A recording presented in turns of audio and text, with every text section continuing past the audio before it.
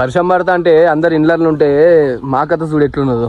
చాయ్ పెట్టుకుందామని చెప్పి తీసుకొచ్చిళ్ళు. చల్లగా వర్షం పడుతుంది చాలా పరా అంటే కుండ మీద తాగిపిస్తాను తీసుకుపోతాడు చూడు మావాడు. వస్తుంది. ఫైనల్ గా అయితే గుట్టెక్కినాం, మీకు వ్యూ చూపిస్తాం. ఏ దిక్కులో